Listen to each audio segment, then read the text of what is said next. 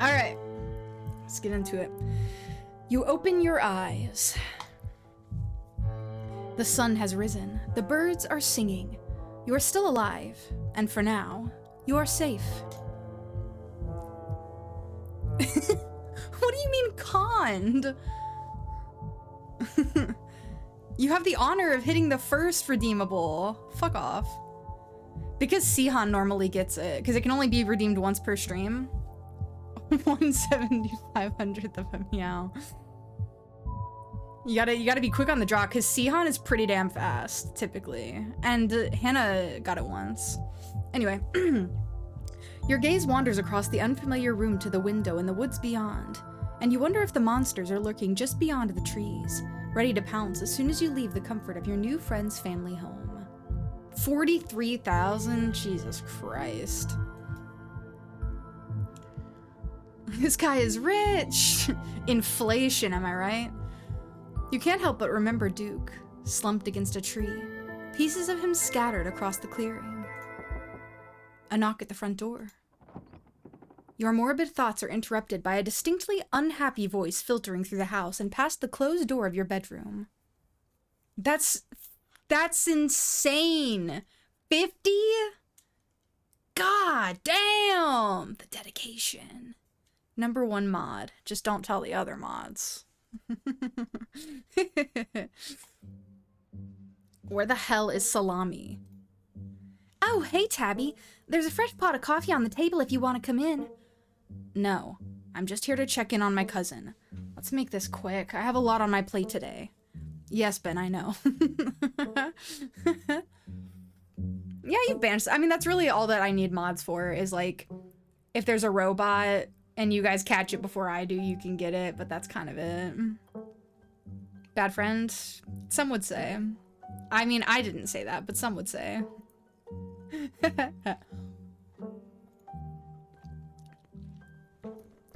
You're barely decent. It might be mildly scandalous if people saw you like this. I'm not saying it. I wouldn't say that. My good friend Ben. Some people are trying to sleep in here. Saunter out half-clothed, finish getting dressed and calmly collect yourself. Quietly hide under your covers. I feel like I don't want to face the day. So we're gonna quietly hide under the covers. Like a child terrified of the boogeyman, you pull the covers up over your head, hoping to go unnoticed by your cousin. The thought of having to talk to her after staying the night at Stella's is too much for you to handle right now. Best to give in to your base instincts and hide from the thing that makes you feel bad. Are you sure you don't want to visit for a bit? You don't have to run around being the big boss this week of all weeks. You should let yourself... I'm fine. Thanks. Salami, I know you're here. Where the hell are you hiding? He's probably still asleep. Then I'm waking him up. Salami isn't here right now. Keep hiding, you're doing great. Give me a second to get dressed. Let's keep hiding. We're doing great. We're doing great. You stiffen and hold your breath as the doorknob turns. Oh! The door swings open and an excited pug leaps onto the bed, knocking the covers off of you. I simply must say what a joy it is to see that you are finally up. I do hope you're well rested and that you don't mind our most unfortunate guest. I love Gretchen. Oh, look at the baby. Me, me, me, me, me, me, me, me, me, me, me, me, me, me, me, me, me. Oh. Were you hiding under the covers? Ugh, put some clothes on. I'm so dead. Morning, Salami. What exactly did the two of you get up to last night? We went up to the woods to film a video. Never mind, I don't actually want to know. What I do want to know is why on earth you decided to blow me off to spend the night with a stranger. Tabitha leaves in a huff, leaving you and Stella to follow her back into the living room. Did Tabitha want to hang out with me? Could be crazy. Oh, little Gretchen. Look, last night was a lot, Tabby. There's something horrible out in those woods, and I don't think anyone in this room wanted Salami walking up that mountain alone last night. Stella, would you mind giving me a moment alone with my cousin? And while you're at it, please stop calling me Tabby. We're not in high school anymore. When I was in pre-K 4, there was a girl in my class named Renee, and her friends would call her Nene, and our teacher told them to stop it. One of our teachers was like, stop calling her Nene. Her name is Renee. And I was like, why do you care? You're not her mom. Yeah, all right. You're not going to let her treat my dear Stella like that, are you, Salami? Isn't this Stella's house? Why are you bossing her around? Yeah. Isn't this Stella's house? Why are you bossing her around? This really isn't a hill worth dying on. I'll give you two some space. Thanks. That look on her face kills me. I mean, most of the looks on Tabitha's face kill me, but this one, the side eye, the bombastic side eye, it kills me. You've been in town for less than a day and my stress is already through the roof. I mean, I get it. Stella got you all worked up and you were too scared to walk home. Sure, whatever. That checks out. But I don't care if those woods are chock full of ghouls and ghosties. You had me worried sick. From now on, you're back at the estate by bedtime. No more impromptu sleepovers.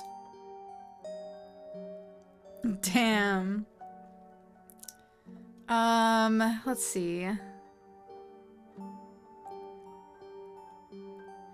Damn, you can't run off as soon as I get here and hold me to a different standard is cotton ballin'. I watched a man die last night. Have you seen these muscles? You don't have to stay up late worrying about me. I'll be fine. This isn't just about safety. It's common courtesy to not skip out on your host without telling them. I did tell you, may I just say. Me and my strong muscles did tell you. Treat my time with the respect it deserves. You're not respecting my time because you leave. Constantly. You're always leaving. Oh, shit. My bad. And speaking of time, I've already spent much more of it than I'd have liked coming down here. I'm leaving, but I expect to see you back at the estate tonight. You hear Stella's voice call out from another room. Wait, Tabby, let me know if you're free sometime, okay? Tabitha sighs. You're relentless. We'll see, but don't get your hopes up. I like that because in my first run through, obviously, at this point in time, Tabitha and Stella didn't interact with each other. So, I like that. I like that they got to talk sooner. I couldn't help but overhear some of that from the other room. I'm sorry I let Tabby barge in like that. She totally blindsided me. Gretchen's so sad. Hello, Hannah. Let's see.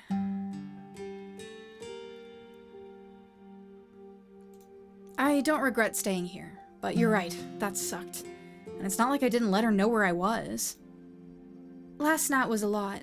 I don't think anyone can blame you for crashing here. Tabby just doesn't get what we went through. Who would, honestly? And for the record, I'm happy you stayed too. Anyway, sorry for that rude awakening. I'd been up for a little while, but was hoping to let you get a little extra sleep. But you're up now, and we've got a full day ahead of us if we're going to get to the bottom of this. A full day ahead of us? That sounds like it's walking time to me. How are you so chipper? You shouldn't be okay right now. I guess I'm just pretty good at compartmentalizing things. What happened out in the woods last night was horrific, but right now we have something important to focus on. I'll have time to process what happened to Duke when we get to the bottom of things. I don't think that's how processing things works. I don't think you really get to choose when you do that, but maybe I'm wrong. I'm watching you. I got my eyes on you. I got my eyes fixed on you, Ace. I'm watching you. Oh. Sure you didn't. You shouldn't just bury your feelings like that. What happened to Duke last night would mess with anyone. I get that, but I'm fine, really. At least for now. I can process this in my own time. Pure innocence. Do we have to look into this stuff? Alright, boss. What's the game plan? First things first. I was planning on swinging by the library. Kanika's got a head start on us. It looks like she's already there. I was just wondering that because typically, like last time when I went, Kanika and Stella were both already there. Pizza party? If you provide the pizza. Pizza party sounds so nice. Pizza sounds so good. And muffins and bagels. Yeah. Oh, that reminds me. Let me set up a group chat. What's your number?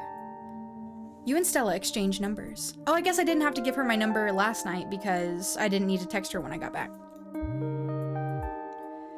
A text message from Stella to you and Kanika. It reads, Group chat! Hopefully we can find out more about ditchlings from some of the older local books there. I've also got a couple of threads cooking on my cryptid forums, but who knows if that'll pan out. $999 trillion in the bank. Bro, if I get to that point where I have $999 trillion in the bank, someone, I don't know, someone do something crazy, because if I haven't given away any of my $999 trillion, I'm a bad person. Ow. Anyways, daylight's burning, so let's roll out soon. As soon as you finish getting dressed. Jesus, I can't talk today. Need protein.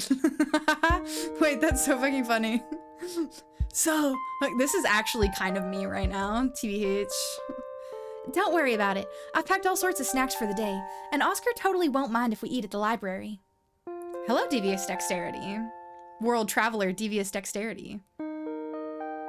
Inflation will explode the economy. This is true. Those snacks better be good.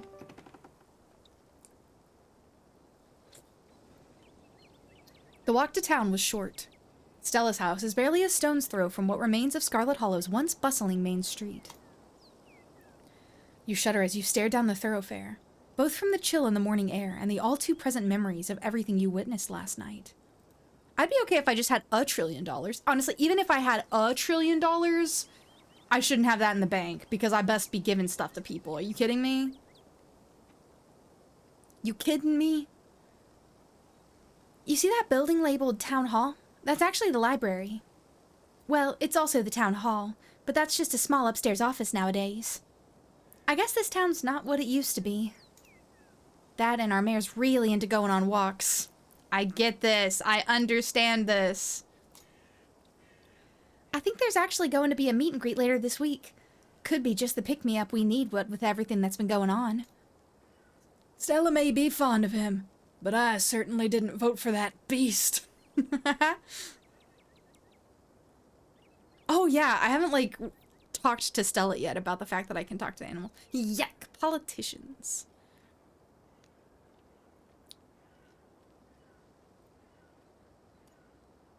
Alright, I know you've joked about it a couple of times, but now I'm actually starting to believe you can understand her. Gretchen absolutely can't stand Mayor Jimmy. Oh, hey. Morning, Stella. And same to you, Salami. Speak of the devil. We were just talking about you. Coming from Stella's, huh? Did y'all have a slumber party? Sorry, y'all, but I'm actually in a bit of a rush this morning. I can't really stop to chat. It'll take me a bit to set up, so if you want to catch up with folks or grab something at the diner, you can meet me at the library when you're done.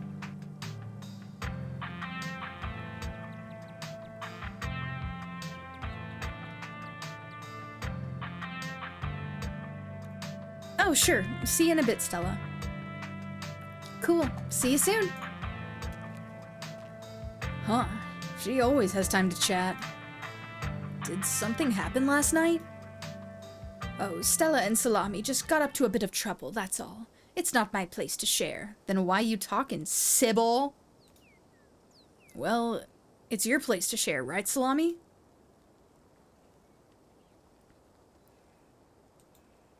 We just got some really good footage is all. Yeah. Slogson to Salami. I don't know what the next one's gonna be. I had thought of another one. I don't remember what it was. I think if I do a file on my own, not on stream, I'll do Slame, probably. I haven't been called Slame in a long ass time. That used to be the nickname, and it is no longer. Now that is juicy. Tell you what, I'm on break for the next half hour. How about you swing by the diner? Winnie can fix you some of Sybil's new blend and try to calm your nerves. It's chaga and lemon balm. It does wonders to relieve stress and tension. I need that in real life. Not Slog the Hog. Nope.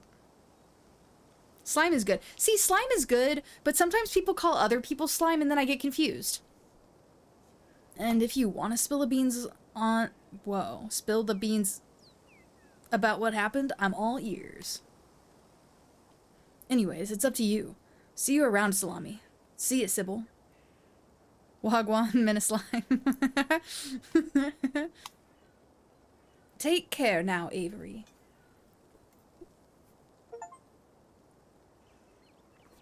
Oh, I just got an achievement for lying to Avery. Yay! I see you're a private person. I can respect that. You never know how someone might respond to hearing the truth of what you encountered last night, or of what you've done in your past, Sybil.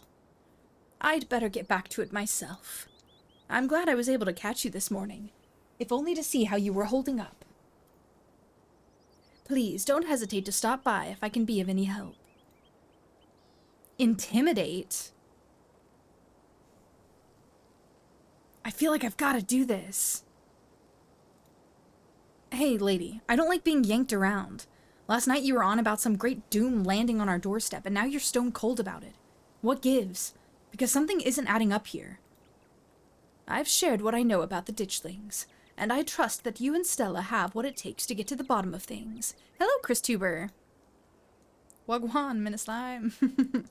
I'm so sorry to cut our conversation short, but I've got things that need tending to. Yulia! Kill him! Stay safe, Salami, and God bless. Girl, you're a witch. You are like Papa!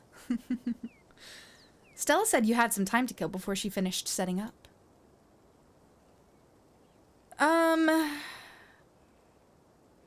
I do think I did both last time. Let's go general store first, because Homie should be in here. The dude will be here. This is your first... Actually, maybe he won't. No, he should be. This is your first time seeing the general store in the light of day. I want some rocks. I want some minerals. Ew! Clanker! Kill the clanker! Kill it! Murder!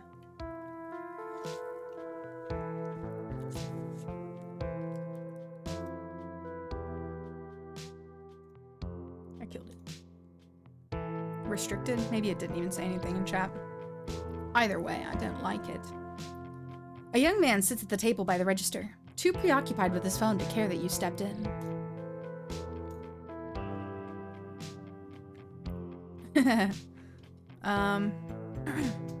Oh. Do you know how to get to the mines? Maps are free. You take a map of the town. The mines are a couple of miles away, but you now have the power to visit your cousin of your own free will. See ya. You should get out of town. There are monsters in the woods. You've been talking to my mom too much. So if I wanted to buy some chips or something, do I talk to you or... He sighs. I guess, yeah. Kanika decided to skip work today, so of course whatever plans I had didn't matter. What's good, Korok? Just take the chips. I don't care. Hell yeah. Thanks for looking out, man. You grab a bag of salt and vinegar chips from a nearby shelf. It will sustain you in the coming days. I kind of wish it let me choose what chips I wanted. That's like a tiny, tiny detail. Right on. See ya. The young man doesn't respond as you turn and leave the general store. Okay, so homie wasn't there. Because normally Duke's son, or last time I played, Duke's son was right there, right? But maybe because I didn't call the cops, But Sybil said that she was gonna talk to him. Right? Maybe that's later. Maybe I'm getting my timeline mixed up. Oh my god, wait, I could go visit her now?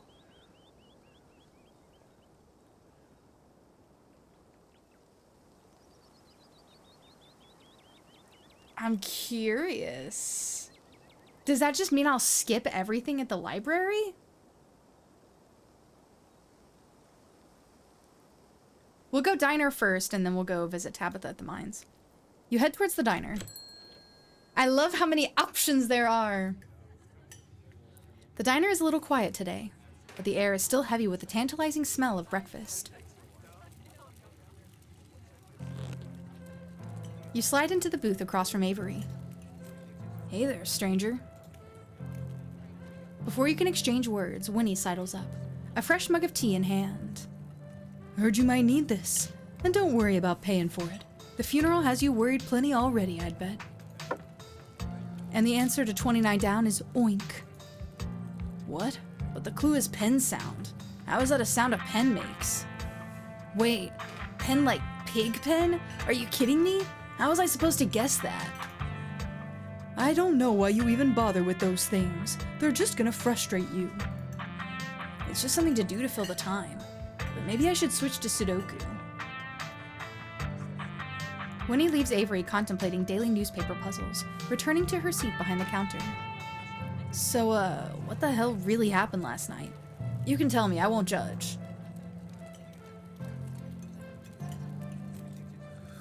The man in the far back corner clears his throat as you bring the cup to your mouth.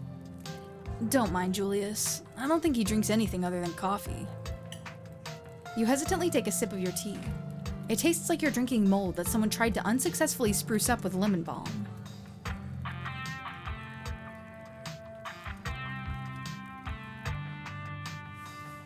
What the hell is in this tea? Oh, right. I probably should have warned you about that. It's chaga, this fungus you can harvest from birch trees. I don't think I knew that chaga was a fungus. Gross. It supposedly has a ton of health benefits, and it sure tastes like it. It's a challenge, you know?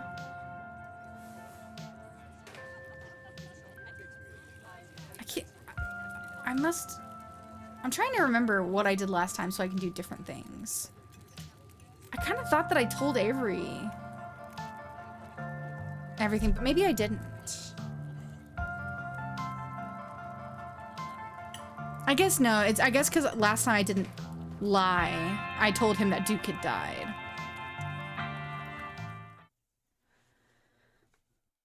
I can't remember. You share everything. Glad to have someone to talk to about the horrors you've witnessed. Wow, that is some heavy stuff. No wonder Stella seemed distant. Monsters in the woods. I've never heard of anything like that around here. I mean, I know I haven't been around that long, but I feel like that's the kind of thing people would talk about. How exciting. I don't know about exciting. Yeah. Do you regret moving here? I don't think I have the choice to have second thoughts. I'm not going anywhere without Aunt Winnie, and there's no way she's leaving this place. And I found my place here, I think. I can't say I feel like uprooting again anytime soon, so I think that means I like it well enough. Can you guys hear my stomach? I hope not. Shouldn't uproot too often anyway. Stresses out the plant. A man's dead, Avery.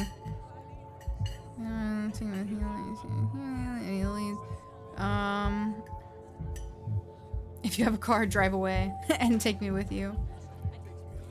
Did you say all of this was exciting? A man's dead, Avery. Exciting doesn't have to mean good, but nothing ever happens around here. I just feel like that's not true.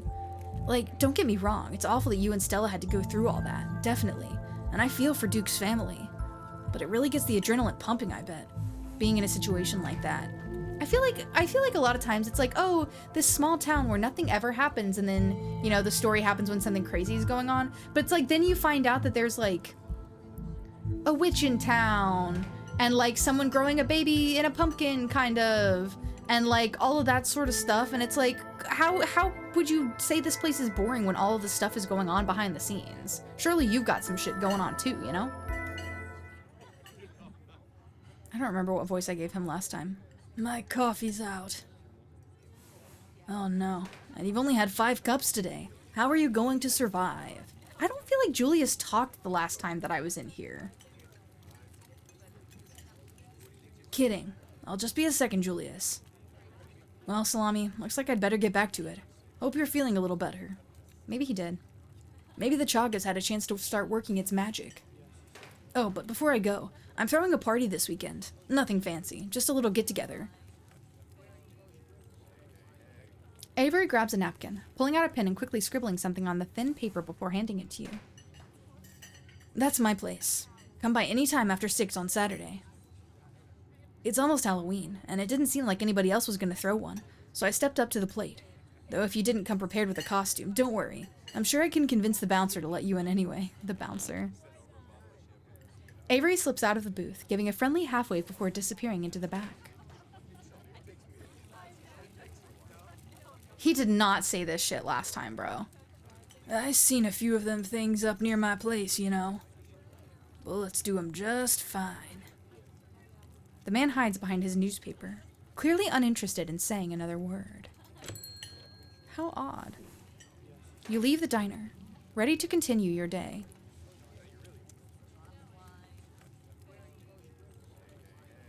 It's fine.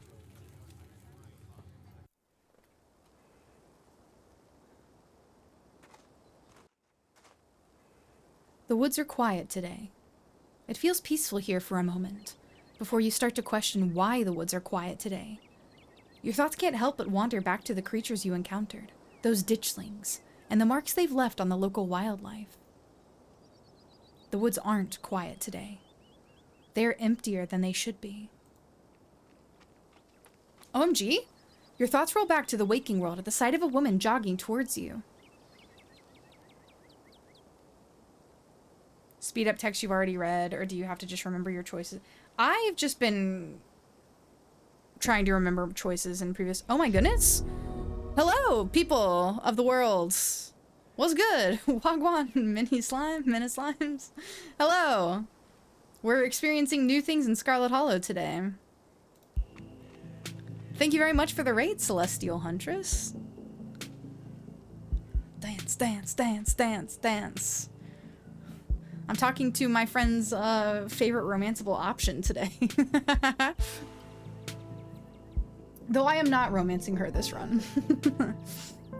That is reserved for Oscar this time around. Oh, I guess... Wait. No, I guess we didn't go see her yesterday. I guess it's today that we go see her and she tells us to come back. I guess. I don't remember. Oh, you must be Vivian's kid. You threw me off. I've never seen anybody out on the trails this time of day. Glad to see somebody in the Scarlet bloodline gives a shit about their health. Getting your heart rate up instead of just driving around. I've got a son about your age who would kill for the opportunity. Reese! I love Reese. I miss him. I miss Reese. I hate seeing young people give up on themselves for no reason when other people have to fight so hard to feel normal. A baddie for real. This is true. I'm gonna have to be careful though, obviously, whenever I pick a run where I have to, where I choose to romance her. I take my body very, it's a temple, and I worship through pain. Oh, for the record, I have Street Smart, Talk to Animals, and Powerful Builds, and I'm doing hardcore mode, obviously. For those curious. It's just walking. I haven't even broken a sweat. I think Tabitha cares about her health. OMG, this is actually kind of me. Yes, I'm very health conscious. Gotta get in my 10,000 steps. That's low-key me right now. I'm liking Powerful Builds. I mean, I feel like it's a good combo. I've gotten a lot of stuff that's like, you know, dual of like Powerful Builds and Street Smart. So that makes me happy. Oh, thank you for the follow. Much appreciated. Let's see. I always feel like I have to go. There'll be a run sometime that I don't do anything with traits, but that is not this run. I worship through pain is kind of crazy though. Hardcore mode means that you get an extra trait, but there are traits that like in each chapter there's typically like big decisions that happen, and there'll be a trait that saves you in that situation to where you can like get the optimal outcome, save both people or whatever. And in hardcore mode, you don't get those options. So you have to make sacrifices, which is tough for me. Getting my heart rate up? It's just walking. I haven't even broken a sweat. There's nothing wrong with the temperate zone. At least you're doing something. The woman shifts, clearly about to continue on her way. Oh god, have the cops gotten in touch about Duke's body? Let's do... Wait, did you know my mom? I did. Small town. Everybody knows everybody. Especially if you're around the same age. What's this about a son my age? You're probably never going to meet him. He doesn't get out much. Bet. Fucking bet, Dr. Kelly. He has a condition. He sure does. Nothing will change in hardcore mode. No, no, no, no. It's fine, it's fine. You know, it just happens sometimes. I think I got lucky. This is only my second run. I think I got lucky in my first playthrough with certain things and being able to get out of stuff. The woman's eyes impatiently drift towards the path behind you. Is that a Mimikyu emote? It is. Cute. Let's see. It's only fair that you tell me your name, since you seem to already know mine. Dr. Kelly. And never drop the doctor. I don't appreciate overfamiliarity. Noted. Look, I'm on a tight schedule. I need to give Reese his meds soon. I didn't mean to start a conversation. My bad, gee. Dr. Kelly picks up her pace again, jogging on without another word and disappearing around the bend. You're alone on the path once more. Oh shit? The rest of the journey is a bit of a hike, but it's not quite as tedious as you anticipated, and the chips from the general store make for a pleasant walking snack. A humble exterior greets you at the place that made your family its fortune. Your cousin just so happens to be at the gates, but it seems you aren't the only visitor she's dealing with at the moment. This is ridiculous. You can't fire me for having a damn cold. This has got to be some kind of, I don't know, rights violation.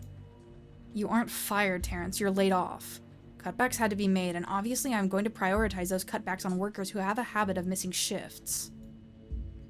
I had mono. I was puking my guts out. I couldn't crawl my sorry ass into that pit, and you wouldn't have wanted me there anyway. And you only give us 3 days a year to get sick. It's a shit system. You don't have a note from a doctor. I can't just take you at your word. If you wanted extra sick days, you could have had them, with the proper paperwork. Don't forget, by not showing up, you put extra pressure on your coworkers to pick up your slack, and that's not fair to them. And if you have a tendency to get sick like that, maybe you shouldn't be working in a place like this to begin with. As for your lodgings, I'll give you 2 weeks to move out. To hell with you and your damn mine, and the shit house you've had me living in. It'd all be better off of a heap of rubble. The miner kicks the dirt in a final act of frustration, but wanders off, leaving Tabitha standing steadfast at the gates. Salami? What are you doing here?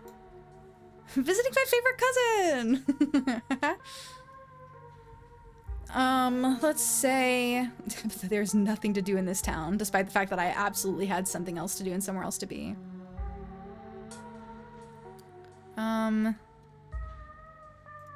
I didn't like how we left things off this morning. Tabitha sighs. You have to understand how much is on my plate right now. Well, so much for you not intruding on my work. Come on, I guess I'll babysit you in my office. Wait, I'm potentially fucking things up with trying to romance Oscar, aren't I, by not being there? Yeah, so my name is Salem, and I have a lot of nicknames, and Salami is one of them. So that's what we went for with this one. As you settle in, you take in the details of her office. You're surprised to see a poster of what looks like Stella. She has, apparently, been banned from the mines. If you see this girl, tell her to leave, and her little dog, too. Banned! The cute poster. Ew, and like the fly strips. Ew, disgusting. But she had some cute pictures of her, too. You didn't like Slogson? John? I only did that one because Ben had started a file and I was helping make choices and he named it Slogson. It started this whole thing. It was very funny. Stella isn't the only likeness captured on the walls of your cousin's trailer. On either side of Tabitha's desk are portraits of older people, a woman and an old-timey man. A shotgun hangs menacingly over the desk. Besides that, there isn't much else to see. This feels like a detail that would become important at some point.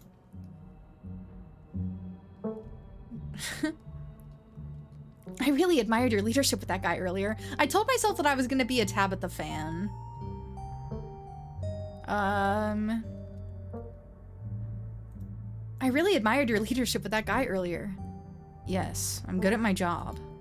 The Scarlets have cultivated generations of a certain kind of management style that has gotten the mine through some very difficult times. You can't let people run all over you. Grandma Eddie learned that from Enoch, and she instilled it in Pearl Ann, and Pearl Ann instilled it in me. Vivian couldn't cut it. She would have been terrible at this. Thanks. Hello? That's my mom. That's my mom you're yapping about.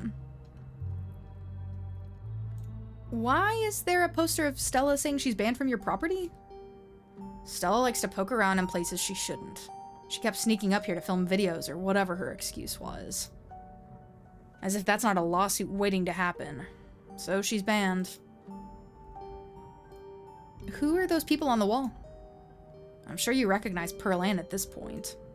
And the other one is Enoch, our great-great-grandfather who saved the mine from ruin after the collapse. He looks very pleasant. The idea was to have all the family members who own the mines up on this wall. But I don't think Pearl Ann was too excited to have great-grandma Eddie staring down at her all day, so we're missing one. Can't blame her. I remember that woman well enough to know why she wouldn't want the reminder. Well, what's with the gun? It's Pearl Ann's. She put it there to intimidate people. Always thought it was a little old-fashioned, but if it works, it works. Oh, I'm scared. You wouldn't have asked about it if it didn't leave an impression on you. I'm so scared. I'm so scared right now. God, you really talk a lot, don't you? Yep. This is a good question. Her face, I was so dead. You never called Pearl Ann Mom. I'm an adult. I don't cling to the dynamics of childhood. Okay. Sybil said the things I saw last night are an omen of impending doom. Something very bad is going to happen to this town. Sybil says a lot of things. She's one of those tea leaf reading fortune teller types. I really wouldn't take her vague warnings seriously. Don't get yourself all worked up over what some old lady told you about the end times or whatever she was going on about. This portent of doom stuff has me worried. How can you keep focusing on work when there might be some catastrophe waiting around the corner? Best girl, you should have seen the face she was making a second ago. Hot damn. When I asked about the gun. I don't know anything about monsters in the woods, but if there's some kind of doom coming for this town, it'll be because I'm not able to do my job. You sit for a few long minutes. Tabitha taps away at her keyboard. The pleasant bird song you're used to hearing as the constant backdrop of Scarlet Hollow has been replaced with the distant sounds of machinery, muffled as it is by Tabitha's thin office walls. It's so fucking funny. She's like, it made an impression on you. And I'm like, haha, I'll just be going now. Oh, I was like, hello? This is actually my stomach right now. And then the sounds of machinery are joined by another sound, the angry rumbling of your stomach. The bag of chips was not enough to sustain you this long. You require more substantial sustenance. Let's take a lunch break.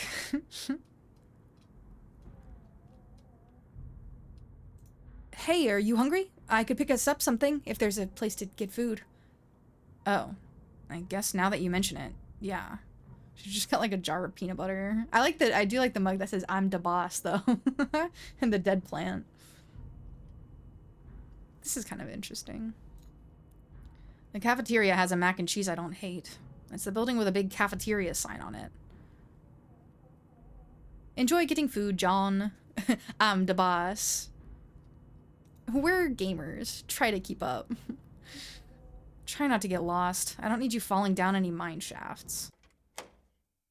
I feel bad though now that I haven't met Oscar yet. I'm supposed to be romancing Oscar. I didn't realize that this would be like the way I spend the whole day, I guess. But I probably should have. I probably should have realized that. You get up, leaving Tabitha's office and once again stepping out into the fresh air. This cafeteria sign is not as obvious as Tabitha made it out to be. All the gray corrugated buildings look vaguely the same. You aren't quite sure what direction you should start heading in. Does that mean that Stella and Kanika aren't going to be at the mine?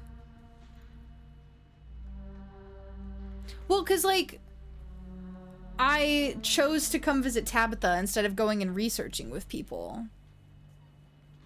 So I haven't met Oscar yet, but I'm supposed to be romancing him.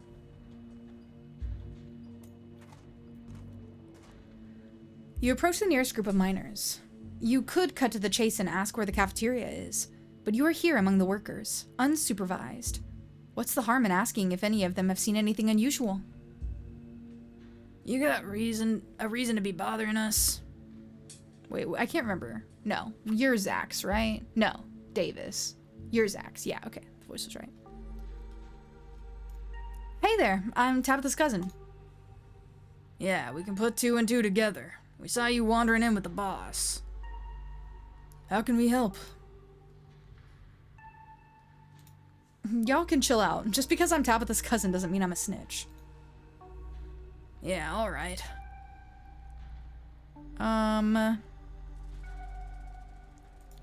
So, what do you think of Tabitha? The miners stare at you, distrust in their eyes. Harrison chews her sandwich slowly. She works hard. She's a good enough boss. End of story. The miners know who you are. You probably won't be able to get anything out of them. Yeah. Seen anything weird lately? The miners look you up and down. Weird how? Like weird animal sightings? Nope. You been talking to that townie? The one the boss gave a lifetime ban to? Yeah, she's like a Bigfoot YouTuber or something. Her videos are actually pretty good. But you know, now that I think about it, it's pretty weird. I haven't been seeing many animals at all lately. Used to be I'd see all sorts of critters. Now it's mostly birds. This is your first year up here, ain't it? Just not used to the seasons changing. All the animals are hibernating, that's all. I don't know, she's got a point. I've been up here 5 years now, and it's never been like this before. Huh, maybe it's that global warming then. Thanks, Zax. I think they're calling it climate change now. Okay. Do you know anything about a guy named Wayne? Yeah, we knew him. He was such a cut-up. Miss that dude. He accosted me last night, and by that I mean he stood like a good several feet away and like said my name. And that was it. He accosted me.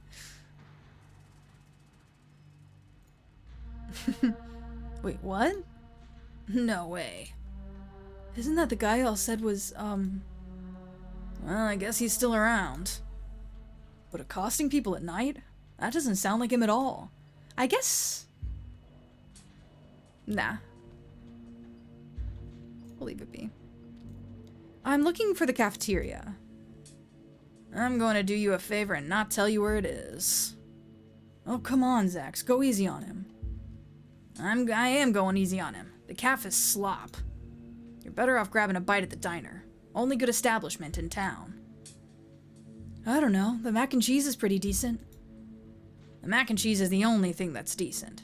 And we all know why that is, because it's Tabby's favorite. Come on, let's get out of here. Our shift's about to start anyways. So much for getting a straight answer. The cafeteria remains a hidden treasure, and you remain without a map. On to the next. Well, if it isn't the boss's cousin, can we help you with something?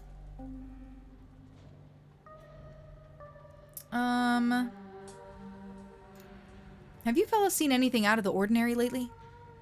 Like what? Have you seen any weird animals? Don't tend to go on many hikes. Not exactly the nature-seeing type. After a full day of work, all I see is my bed. Maybe a few beers in between. Ha ha ha ha ha ha. That's all on that front, thanks. Anything else? Do any of you know a man named Wayne? Wayne? You mean Sam Wayne? What are you asking about him for? Wait, have you seen him? No. I saw him last night. Really creepy encounter, man. Oh, thank God. Everyone thought he was dead. Now hold on. Creepy doesn't exactly sound like Wayne, does it? How do you know it was him? That's what Sybil has been calling him. Good woman. But I don't expect she'd know every mining fella in town by sight, if you catch my drift. Smith, you're losing me. I'm just saying it'd be awfully strange for Wayne to still be in town, wandering around, following some stranger and not checking in with any of his buddies. Sounds to me like somebody who got sick of work and is having a little fun playing hooky. The following, though. Okay, yeah, that does sound a little unlike him. I guess just because he has Wayne on his jacket doesn't mean that he's Wayne, right? I mean, yeah, she called him that, but like... I thought his lady friend had him under lock and key. Just smells fishy to me. Until I see him face to face, I'm not convinced whoever is calling himself Sam Wayne ain't the very reason we haven't seen hide nor hair of the man. No, there's no way. He's not... He can't be. I'm not ruling it out. If you want my theory, that girlfriend of his, he wasn't the first to catch her eye. Any one of her jilted ex-lovers could have seen them sneaking around and gotten a little hot under the collar, if you catch my meaning. If you catch my drift. The miners are silent for a moment, glancing between each other nervously as they imagine the possibility. I told him not to get involved with her. I told him. Who was Wayne seeing? Whoa now. If you don't know, there's no way I'm poking that wasp's nest. Forget we said anything. That... Actually, though?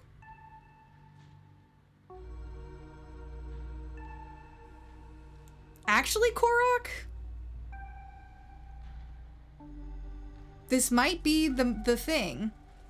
Because he was leaving and he's like, oh, I know a bunch of the miners and stuff, and so they did, but then now the Wayne that we have just has the jacket that says Wayne from the guy. Honestly, this is, you're playing, you got a big brain up in there. That's good. That's a good one. I won't press you on it. Good.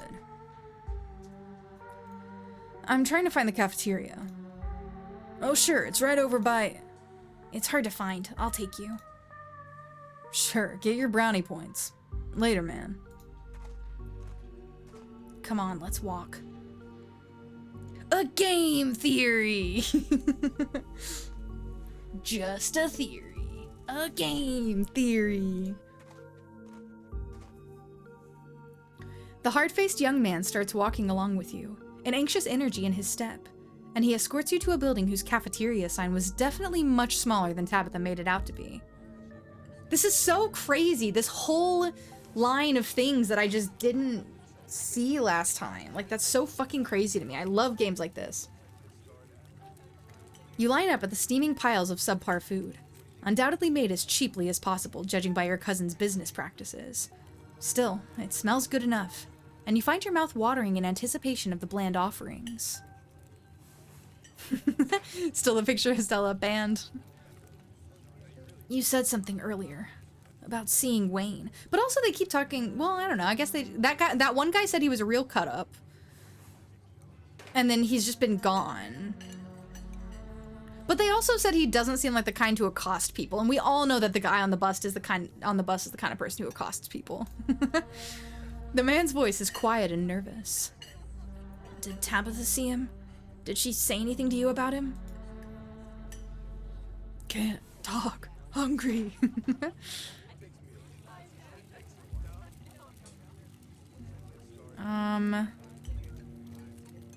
She said she didn't know him.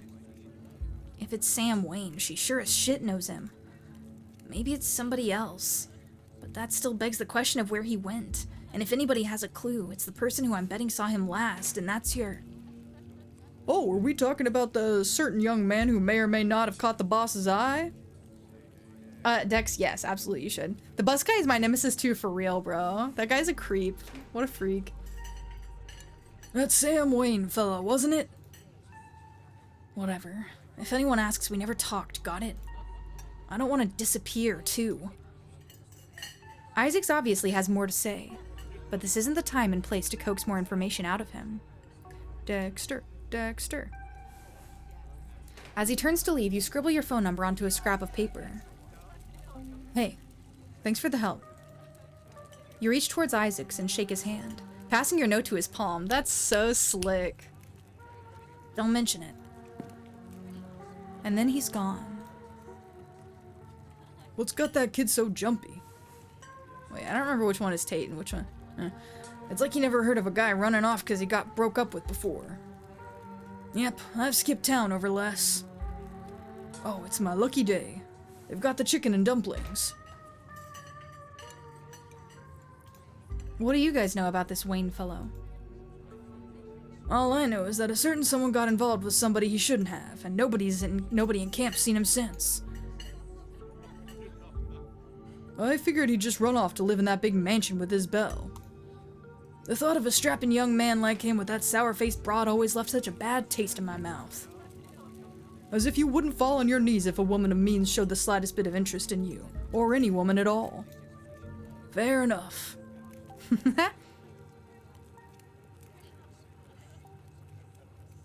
I feel like I should say Pearl Ann first, because that's funny. Wait, are you talking about Pearl Ann? Lord, no. Not even Wayne had some standards. Damn. Not that old lady Pearl Ann didn't have her day.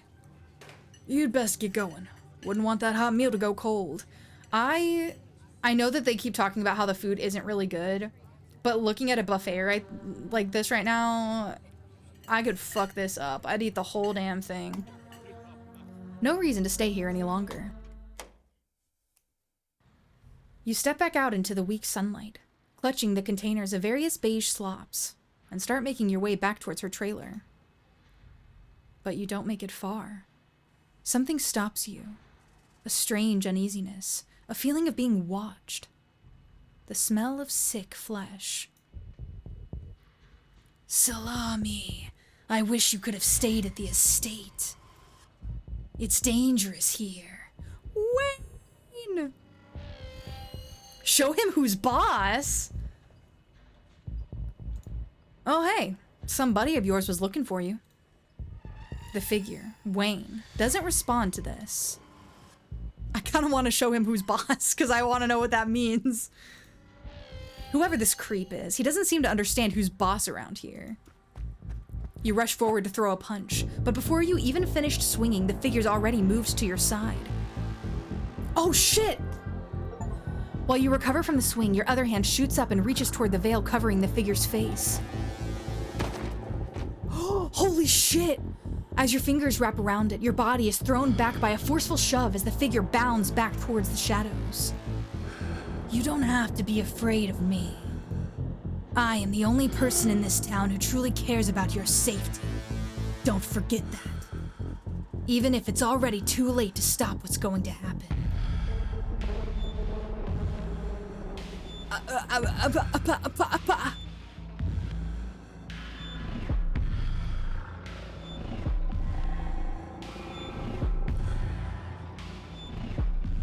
What's going to happen?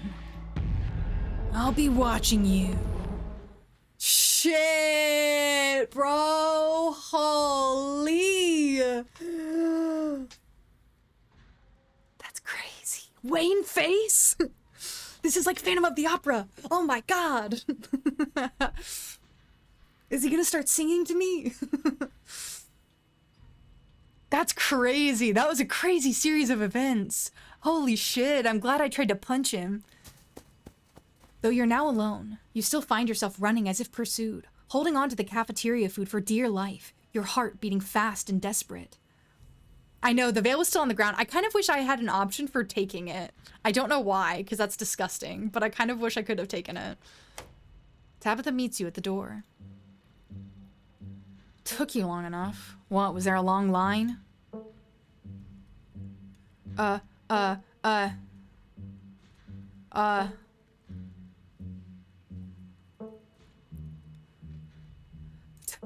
Tabitha, this wing guy keeps following me. A keepsake. He kept his veil on when we made out. I guess I know why. That's so goofy. I love it. I don't know what to tell you. Look, I'm sure if you ask around about him, you'll hear some rumors, especially from my employees. They like to gossip. There was a man named Sam Wayne who worked here for a spell. Then he disappeared.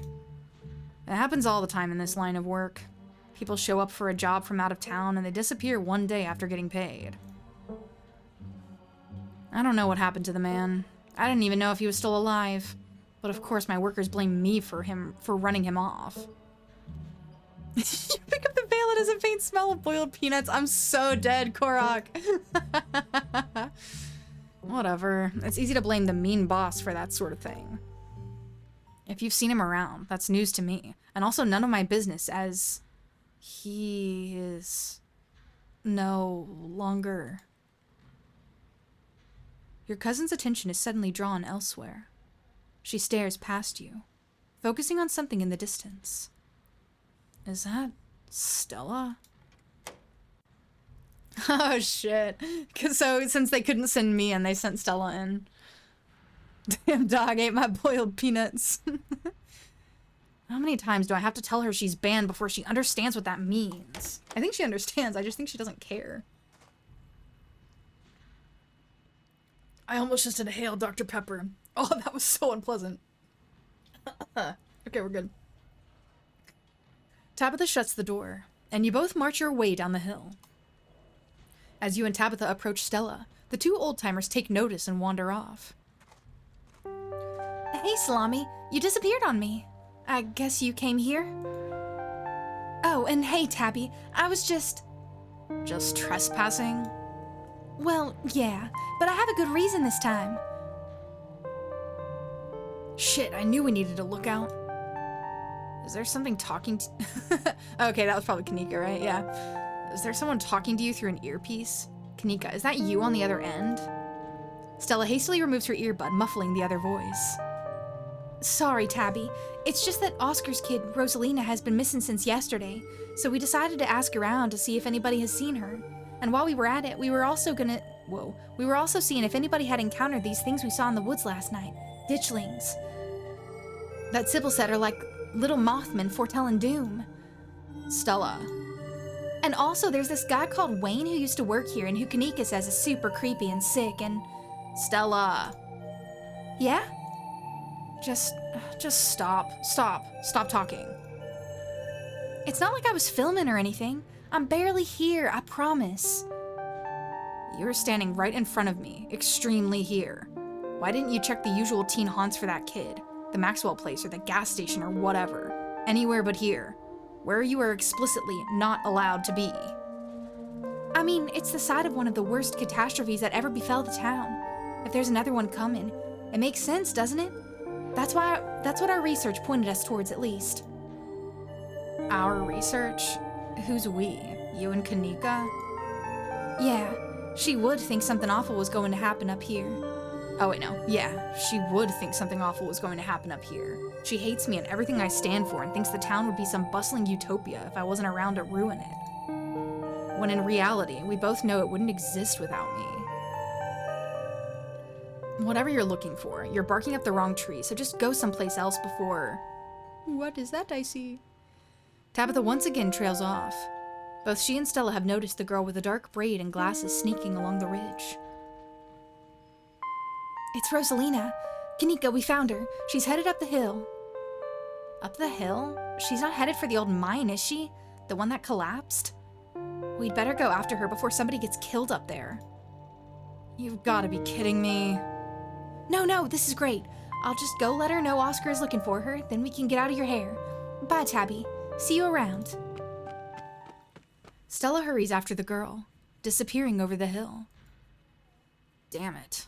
I'm never going to finish my spreadsheets. Not the spreadsheets. Nobody needs to be playing around in those mines. We'd better go break this up. This is so interesting. You can vaguely hear voices emanating from the boarded-up entrance to the old mine. Spreadsheets. I love spreadsheets, personally. They went in? Does Stella have no sense of self-preservation? Aw, yeah, it's cousin bonding time. Low-key, yeah. Tabitha sighs. Let's just get this over with, alright? I don't like the thought of you walking around an abandoned coal mine, but I'd rather not leave you out here unattended while it gets dark. Doing spreadsheets right now.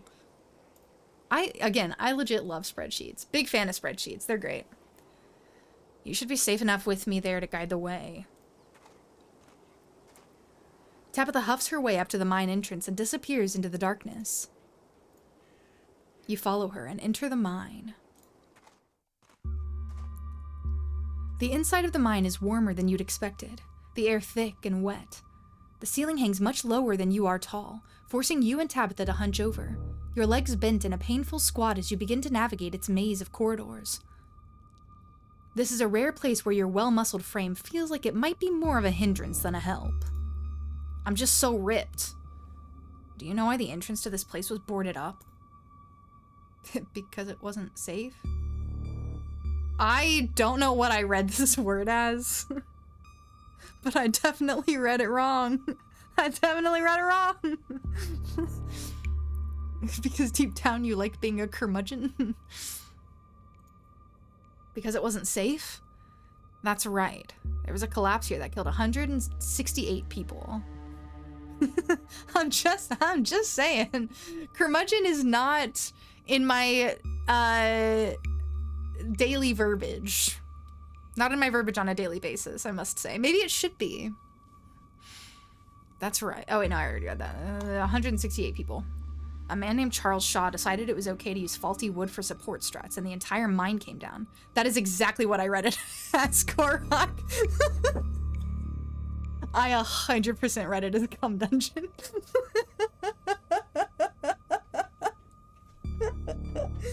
Oh, I'm so dead. It almost ruined my family. A lucky few died instantaneously, but for most of the souls who perished here, it was slow and agonizing.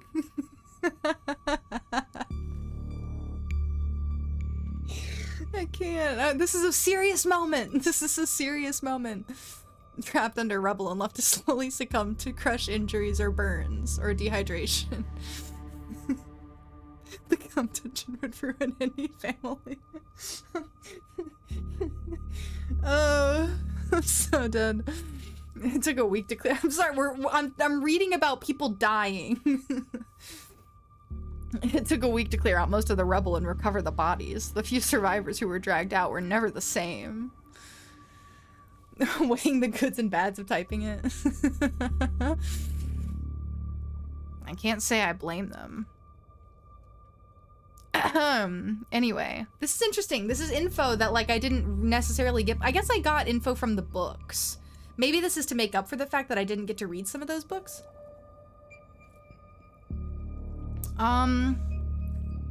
If you think about it, isn't that the price we pay for life? Is this supposed to be your idea of bonding? What makes you so sure it was Charles Shaw's fault? It doesn't really matter whose fault it is. That's ancient history at this point. 100 years on, who cares about pointing fingers and passing blame? Everyone involved is long dead. What I care about are the 168 people who climbed down to their deaths that day, unaware of the hand they'd been dealt until they were literally buried by it. None of us know the price we have to pay until our debt is due. That is interesting, considering some moments that occur later. That phrasing. None of us know the price we have to pay until our debt is due. Tabitha's ruminations are interrupted by a thunderous knock echoing from deeper in the mine. Oh god, it's about to collapse, isn't it? What the hell was that? Probably another delinquent looking for a lifetime ban from my property. Come on, it came from this way. Tabitha hastens her pace and quickly disappears deeper into the mine. You take a deep breath and follow suit. The deeper you progress into the mine, the heavier the air becomes. Coal dust hangs in thick clouds around you, even though this place was abandoned over a century ago. Echoing through the tight corridors, you and Tabitha can pick up on snippets of a tense argument. I can't believe your dad sent people to follow you. That's messed up. I think that qualifies as harassment. You're right, Becca. It is messed up. You're right, Becca. It is messed up. I don't need him telling me where I can be. You could at least check in so he knows you're not dead. He loves you and worries about you. He's really not asking for much. Come on, kiddos. There's some real spooky stuff going on in town right now. You shouldn't be hanging out down here. We're not kids. Yeah, we're teens. Well, you look like a bunch of kids to me. Are those canned strawberry margaritas? Where did you even get those? Oh no, I know that isn't you, Miles. It had better not be you. Yeah, whatever, it's me. What are you even doing here? Looks like we found our trespassers. I still can't believe that Stella managed to drag Kanika out here. She avoids me like the plague. What's the deal with you and Kanika? Honestly, I have no idea. I don't hold anything against her, aside from the fact that she's always hated me. She probably just got jealous that Stella and I started spending time together. But that was years ago, so who knows? Gotta listen.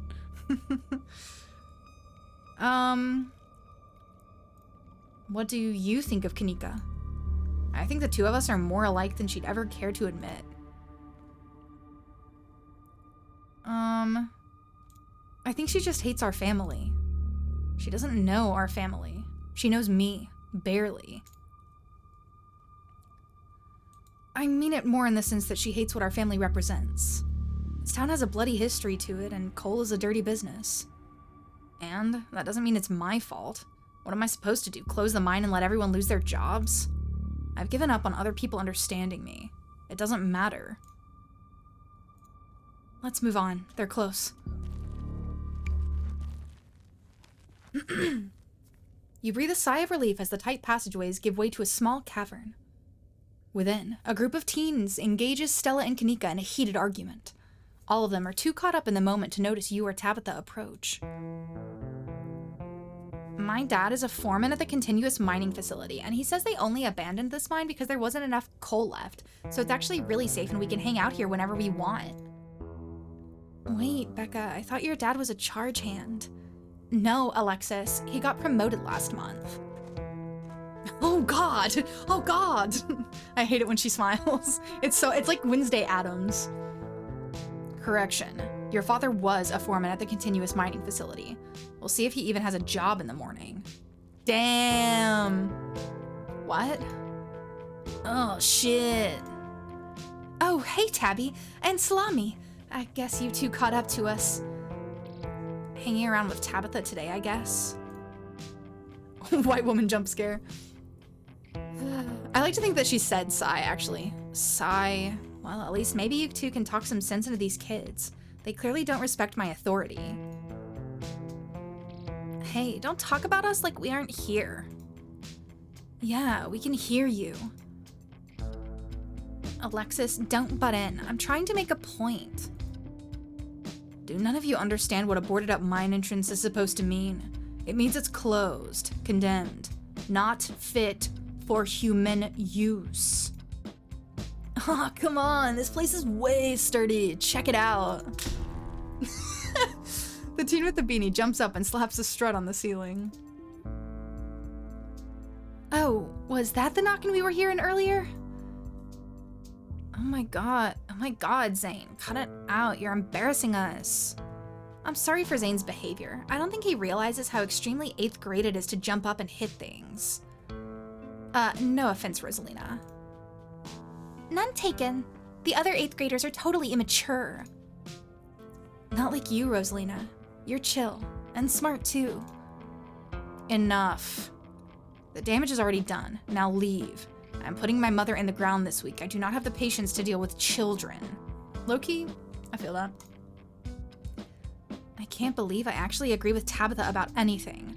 But this is the worst place I've ever been in my entire life, and I would like to see the sun again before I die. Oh, come on, you guys. Maybe it's not a big deal.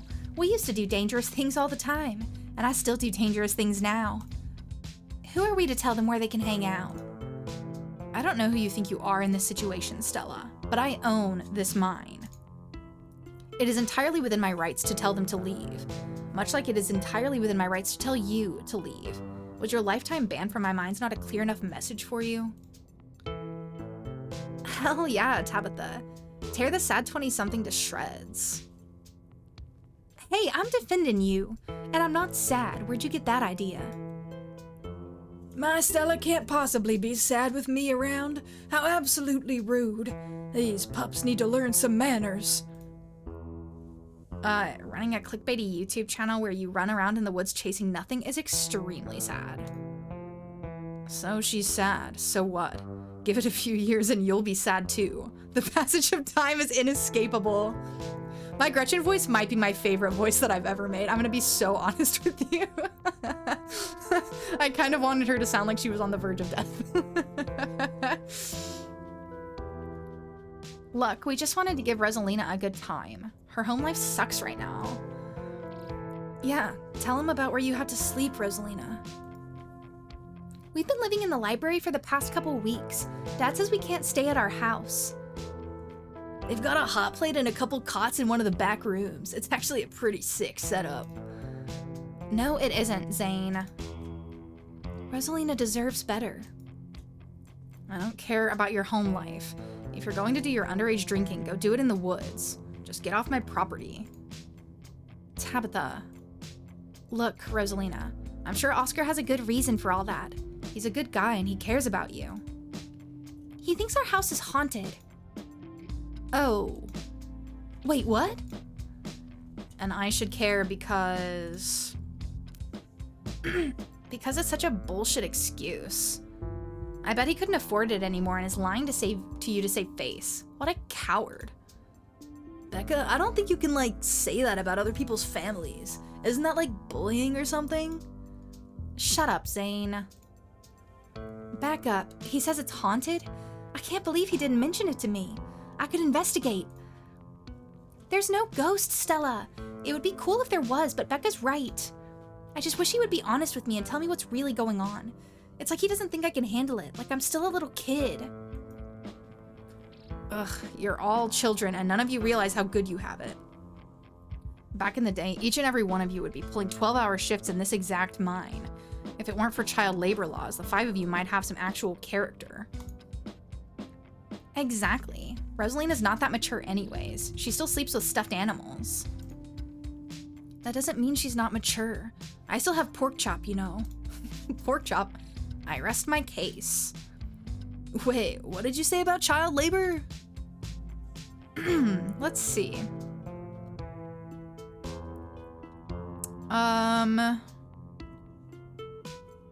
Cole Barron advocates for the repeal of child labor laws. Classic move. I'll be reasonable. I'm sure Oscar is doing this to protect you. From what? Even if ghosts were real, what would they even do? Yell boo in your face? Yeah, that's real scary. It totally justifies living in a dusty old library. Yo, we should break in and like ghost bust it or something. Oh my god, Zane. You can't ghost bust if there is no ghost. Also, Rosalina lives there. She can't break into her own house. There's no ghost that you know of. I bet we could figure out how to bust it if it's actually real. And if it isn't real, well, problem solved.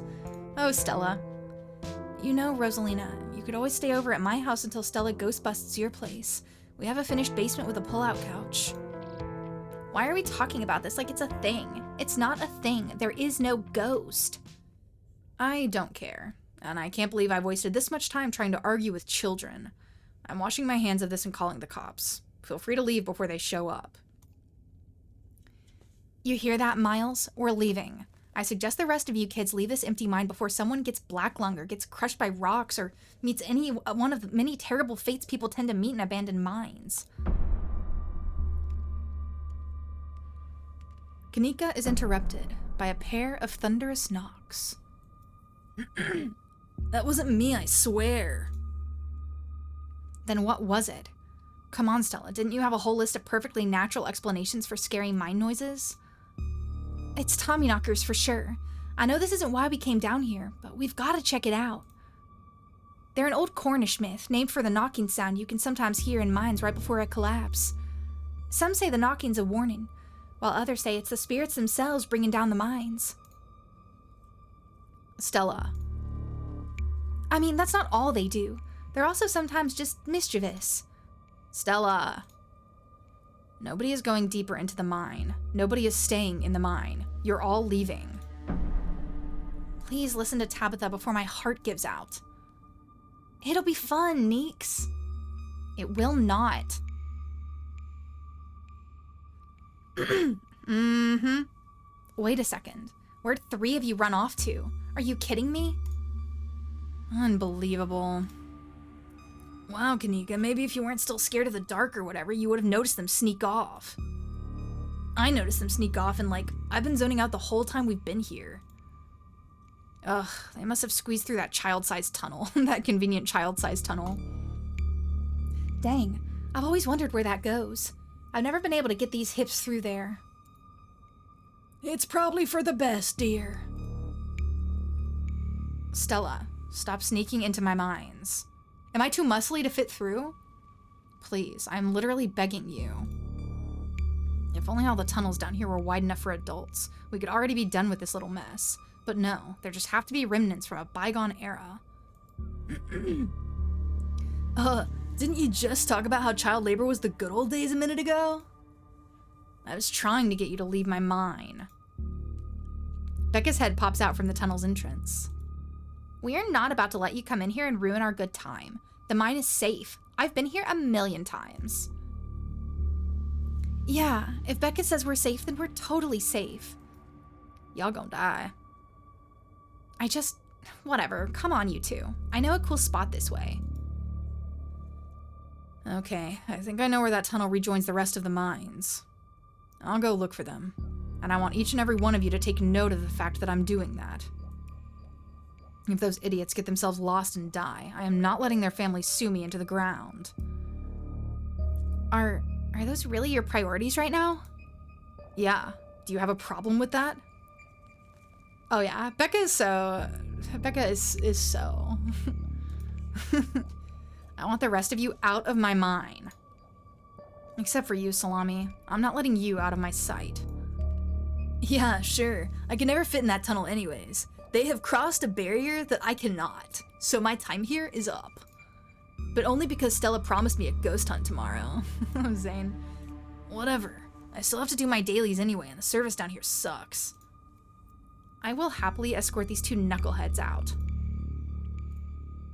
No, you are not about to weasel your way into this, Stella. Look at her face. Innocent, pure angel Stella. Oh, come on, Tabby. I've been down here a ton. I can totally help out. Tabitha sighs. Ugh, there's no getting rid of you, is there? Fine, I won't waste my time arguing. How could you say no to that cute, innocent face? We could just all leave. I like how you have the option to do it like on both sides. Stella, don't push Tabitha's boundaries. Tabitha, don't push Stella away.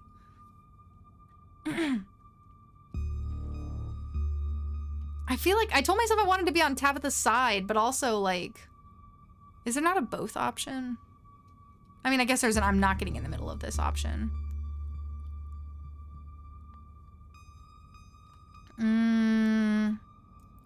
I am not getting in the middle of this. There's nothing to get in the middle of. It's fine. I said Stella can tag along. Chip. Alright, let's do this. Sure. Let's not linger any longer than we have to, shall we? Want me to take Gretchen with me? I don't know if it'll be easier to cover more ground without her. Excuse me. I am a formidable and self-sufficient monster hunting companion. Yeah, that's probably for the best. I don't want a repeat of last night, and who knows if we'll have to do any climbing. I'll see you on the other side. Hopefully soon. For sure. We won't be long. Cool. Can't wait to bust some ghosts tomorrow. Oh, Gretchen. Kanika, Miles, and Zane head towards the entrance of the mines, leaving you, Tabitha, and Stella to find the remaining teens. Alright, no dawdling. We should be able to catch up with them if we go this way.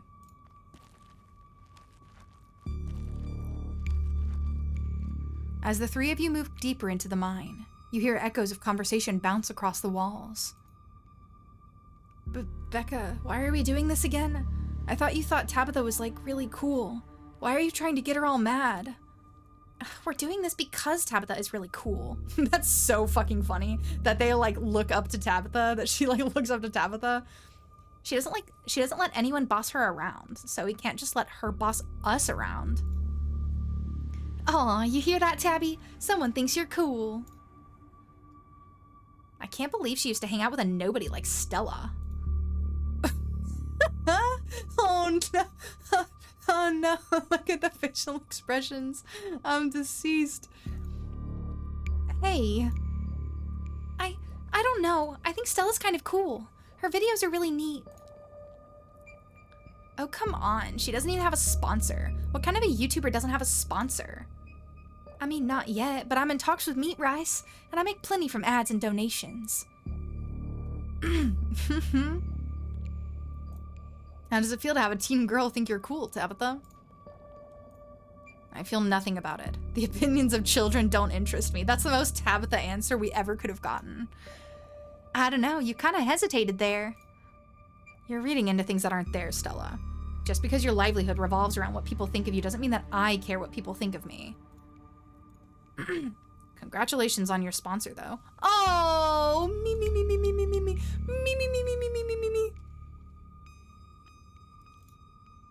Dang, Stella, Meat Rice? That's a big deal. They're on, like, every big podcast. Thank you. It feels like a really big step for the channel. Aw, man. I wish they were gossiping about me. Gosh, I'm not so sure about that. I know they're just teens, but some of that stuff stung. Why aren't they gossiping about me, though? Meat Rice attention! Meat Rice mention! So fucking funny.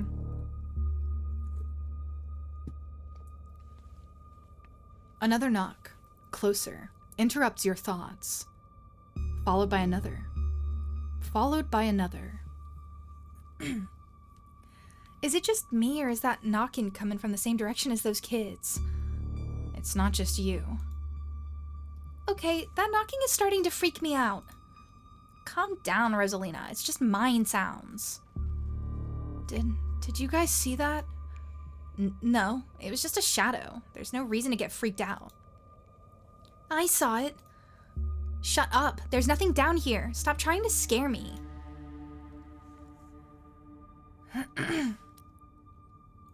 Are we sure the tunnel they went through is going to meet back up with us? Yes, I'm familiar with all of the old maps of this place. There should be a central chamber not too far from here where everything joins back up. What did they see? Tommyknockers. It's not Tommyknockers. They're probably just jumping at their own shadows. You said it yourself, Stella.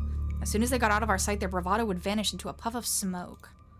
It's probably just rocks falling somewhere deeper in the mine, which is also bad for obvious reasons. We'd better get grounded. We're getting closer. Let's keep moving.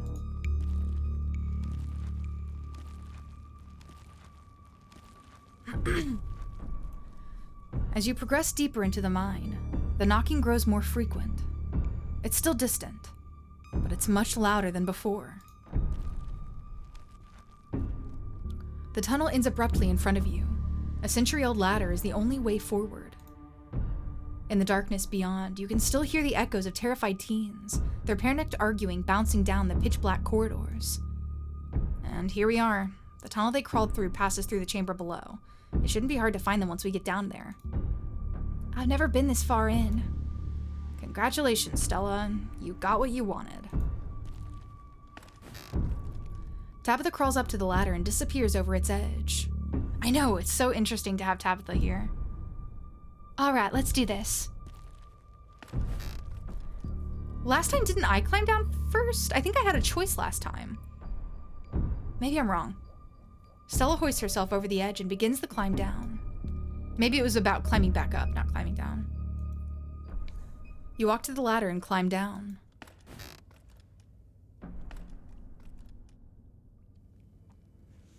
I'm pretty sure this is the way back. Come on. Pretty sure? I thought you'd been down here before. Okay, maybe I didn't get this far in, but whatever. It doesn't matter. I definitely remember the way out. Hurry, I don't want to be down here anymore. I think it was actually this way. Oh, shut up. No one even wanted you to come with us anyway. Becca. Yep, they're close all right. Good thing they're so damn loud. It sounds like they're really lost. The voices around you, those of the teens and your companions, sound odd, distant. There is something in the darkness before you that's much louder, though you don't hear it. You don't hear it, but you can feel it in your chest, a desperate need to perceive and be perceived. Hey, are you alright, Salami? What do you think you're doing? Get away from there. Your cousin dives towards you, but not before the light from your phone illuminates the chamber.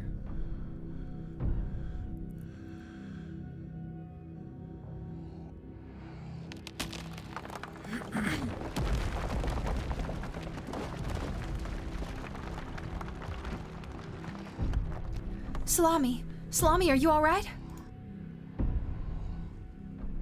Oh, thank God you're alive. It looks like you had a seizure or something, and then you and Tabby just conked out. Both of us? I mean, that makes sense, but also both of us? I'm fine. Ugh. You can barely open your eyes. You're not fine. Neither of you move a muscle. I don't want you straining yourselves while you're still recovering from whatever that was. I'm going to get you both some help. I'll be back soon, I promise. You fade back out of consciousness as your companion clambers out of the pit, intent on your rescue. You raise up on your elbows, head still swimming from the visions, your surroundings coming back into focus. Your head throbs as the knocking continues, now magnitudes more intense than ever. Through it, you once again hear the panicked voices of bickering teenagers echoing down the stone corridors. Becca, you're just getting us more lost. It's this way. If you're so sure, then why don't you just leave? I can't believe I let Alexis talk me into inviting you in the first place. Becca, I'm just trying to help. I said go. Okay, I will. Alexis, you don't have to go with her. You know that, right? Pick a side, Alexis. I'm sure Becca knows where we're going. She wouldn't just lie. Sorry, Rosalina. The increasingly desperate voices of the teens are drowned out by the thunderous knocking. You can practically feel the ground shake beneath you. You can almost see the walls vibrate with the intensity of the hellish sound. God, that knocking is not helping my headache. What the hell just happened?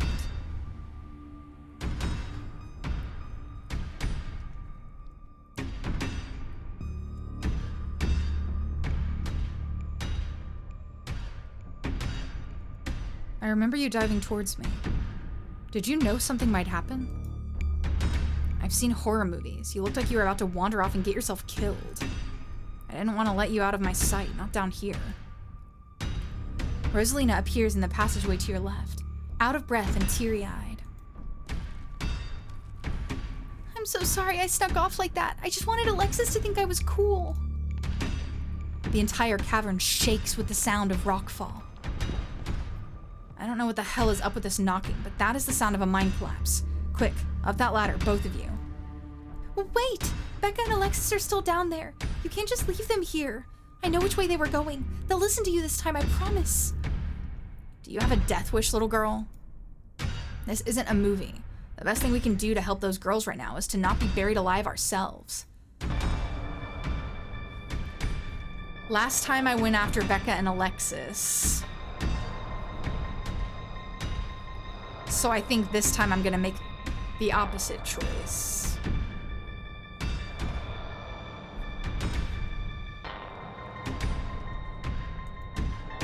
You reach towards Rosalina.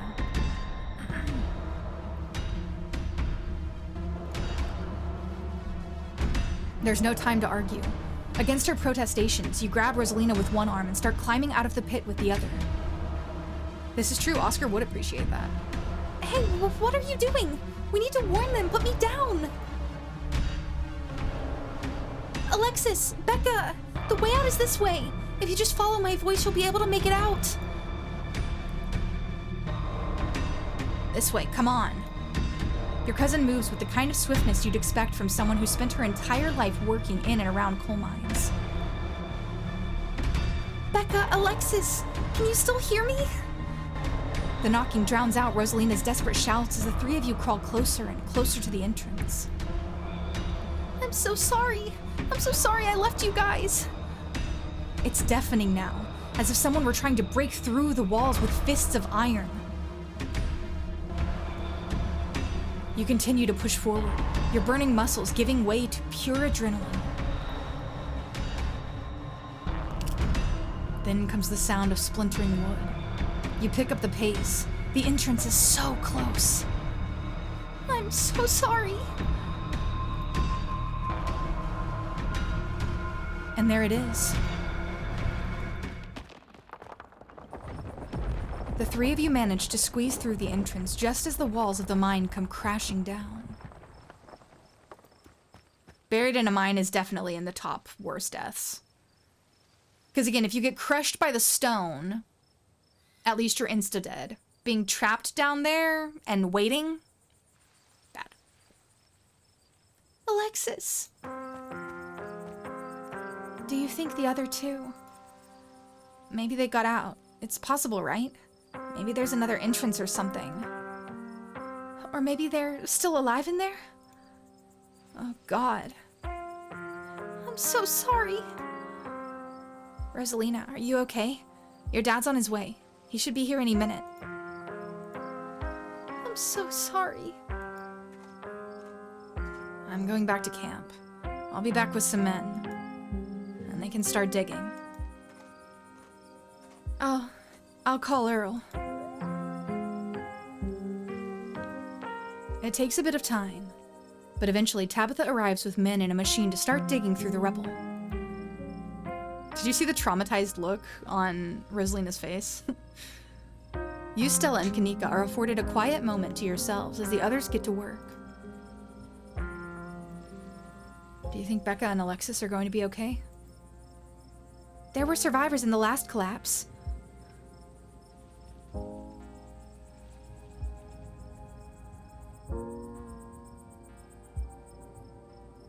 At least Rosalina is safe.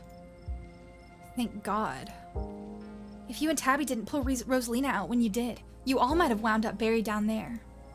I think you did the right thing. Maybe I don't tell them about my vision. What happens now? Hey guys, I don't think she's quite ready to talk just yet. What happened down there? Can I flirt? Oscar, Salami pulled her out of the mine collapse. We don't know what happened to her friends. Salami? You mean Salami Scarlet? She's okay, Oscar. I made sure of that. I carried her out of there myself. Thank you, Salami. I just wish I could have kept her from going in there in the first place. If I'd just paid closer attention to her, maybe none of this would have happened. And those kids wouldn't be down there. What a wild question right now. I don't know what you're talking about. I can't help but feel like it was my responsibility to prevent this. And I blew it.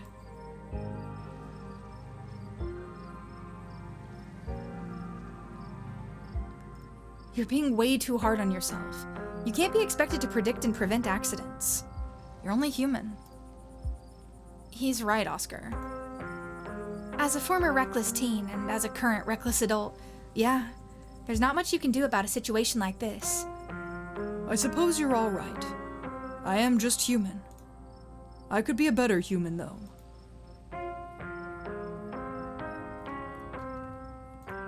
Rosalina made it out of there because she stood up for herself.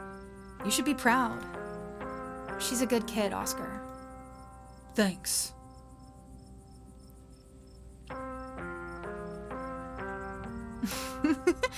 Ooh, my dad is so lonely. If only there was a strong, muscly salami somewhere for my dad to date. I remember that scene. The stream might have cut out for a second, but that scene definitely happened, for sure. Have you met the kids Rosalina hangs out with? Yeah, Rosalina's lived here since she was 2, so she basically grew up with them. They're a little older than her, and yeah, they get into some trouble. But I didn't think they were bad kids or anything. Especially that Alexis. Gosh, that poor girl. Always acted like a dog somebody had kicked. That's a crazy descriptor. That's just such a crazy fucking descriptor. To talk about a child like that. She always acted like a dog somebody had kicked in, like, casual conversation. If you were, like, I don't know, talking one-on-one with somebody and said that, maybe. But talking to, like, a group and being like, yeah, that girl is a wounded puppy. And now she's in there. It's not right. It's gonna be okay, Oscar.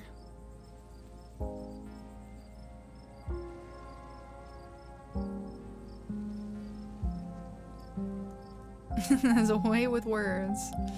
Very true. They weren't bad kids, just reckless.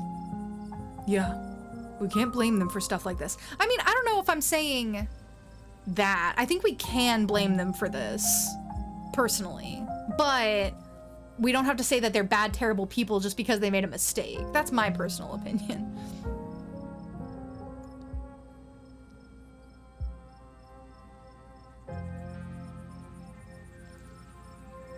Rosalina told us you two have been living in the library. I think she was trying to get away from that. Oscar sighs. Rosalina told you that? Yes, it's true. But you have to understand, there's something in that house. We believe you, Oscar. Kanika doesn't. I couldn't let it hurt her, and since I didn't know how to get rid of it, I set up a back room at the library for us. Just until I could figure out how to fix things. I know she hates it, but I thought it would be better for her. Instead, it just drove her away, staying with friends, not checking in, and now this. It's all because of that house. And because of me. Because I haven't been able to fix this. I just wish she could understand. Yeah, we can blame them, but it's, like, not that important right now. Once they're safe and, like, slightly less traumatized, then we can talk about how we blame them for it. You don't have to be in this alone, Oscar. You don't have to be alone in this. We can help. It would astound the Greek gods, truly. Yeah, we'll totally help you get rid of your ghost. Or more likely, we'll figure out what non-ghost thing it actually is. Either way, though, we're here for you. Thanks, you guys. That really means a lot. I shouldn't have kept this to myself, but I was so afraid of seeming ridiculous. Dad, you must be so mad at me. Oh, Rosa, no. Of course I'm not mad at you. Do you think that maybe they got out? Maybe there's another exit somewhere. Rosalina. I should have pushed back harder. I knew the way out. I should have made them come with me. I just don't want them to be dead. I'm so sorry, Dad. You don't have to be sorry. You're alive, and you're safe. We couldn't have gone back for them, right? We wouldn't have made it out if we went back. You would have lost a foot, homegirl. If I Oh, that's sweet. If I could have carried you all out of there, I would have. Or we did what we had to. There just wasn't enough time.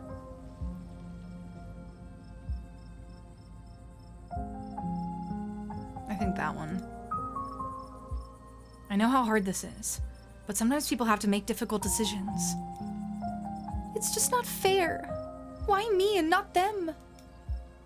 I know how difficult this is, and you can be upset for as long as you need to be, Rosa.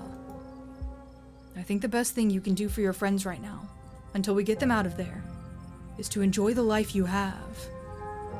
I know I haven't made that easy for you. I know you've been frustrated with the choices I've made. But I'm gonna do what it takes to move us back into our house. We're gonna have a good life again, Rosa. I'm sorry I didn't do this sooner. I'm sorry this is what it took. Dad, we're on the case. We'll be okay. I promise. I'm going to take her home. I guess we'll see the three of you tomorrow. And thank you, Salami. You have no idea how much I appreciate what you did for Rosalina. You can take me out sometime as payment.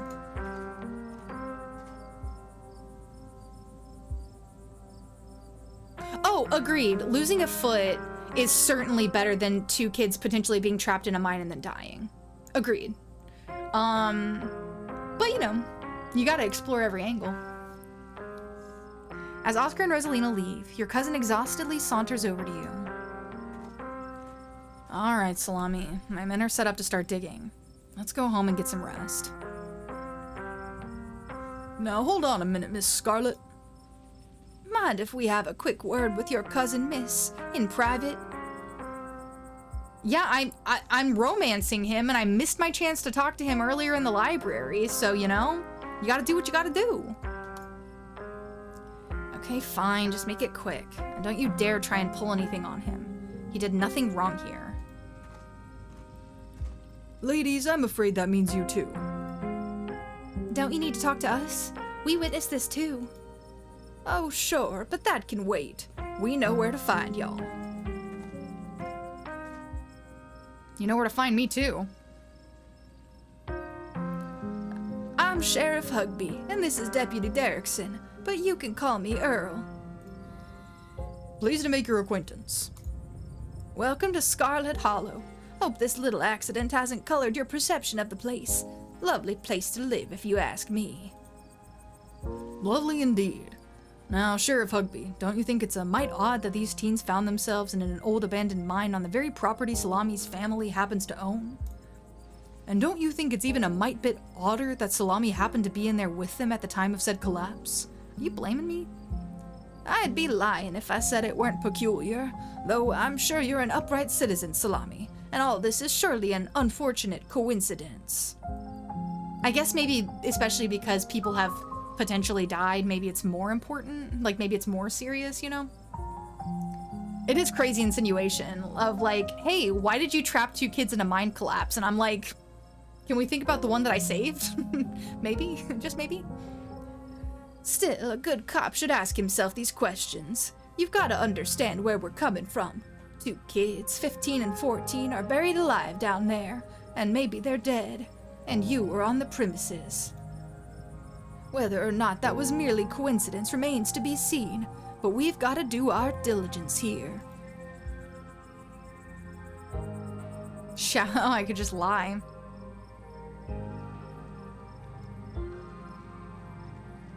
You're out of your depths here. Exactly right. Of course, it makes perfect sense. Let me lure some kids here with canned strawberry margaritas, and then push them further into the mine and take one of them and get out before the mine collapses. We were chaperoning them. We knew they were looking for trouble, and we figured if we were there, we could help them avoid the most of it. Oh, sure. Good to watch out for younger folks. Could have kept them out of the mines, though, if you were supposed to be looking after them. But teens can be difficult. I understand. I'm a father of 2 teen girls myself. The things they get away with. All this to say, from here on out, Salami, you should do your best to stay out of trouble. There's plenty to do around town that isn't spelunking around unstable mines. I'd suggest you try and have an uneventful week. The only place I want to see your face again is the funeral on Sunday. God rest Pearl Ann. God rest her. Alrighty then, have a good one, Salami. Powerful build. Yes. Oh no, I was trying to fit back through, the tunnel in the mine, and my muscles were so big, and I flexed too hard, and the mine collapsed. Deputy Derrickson tips his hat to you. The two officers wander back towards the mine, Derrickson taking notes as they examine the scene. You make your way towards Stella and Kanika. I know that it's like a weird dress, but still, I don't, like, there's just something to me about owning and operating a mine and, like, choosing to wear a dress to work. That's just fucking weird. That's just fucking weird. Wear pants. Like, is that not, like, the worst thing? I don't get it. The clap of my ass cheeks collapsed the mines. Oh my days, I'm so dead. You guys are too fucking funny. I'm sorry, officers, my ass is too fat. I just can't believe. 2 nights in a row. Is it my fault, Neeks? Stella, no. This is all just an awful coincidence. It's not your fault. Oh, hey. Guess the cops are done with you? What, are they gonna take you in for being present at an accident? Sorry if they gave you a hard time. Small town cops, you know. Always blame everything on drifters. Even acts of God, I guess. Excellent. You didn't get arrested. Now come on, let's get back to the estate. I'd like to get some rest before I have to deal with the fallout of everything that happened tonight. I'll see you tomorrow, okay, Salami? Tomorrow? You have already ruined my evenings on 2 consecutive nights, Stella. What do you think you'll be doing with my cousin tomorrow?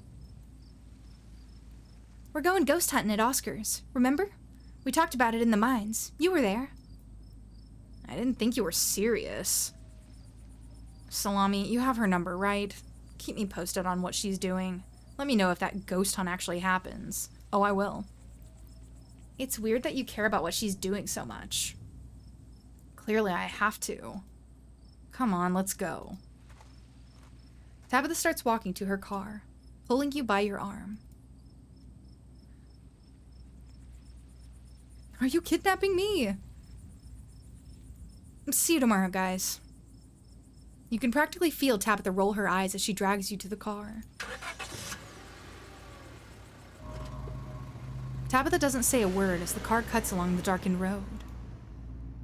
You try to keep an eye on the surrounding wilderness as she drives, wary of what may lurk behind the tree line.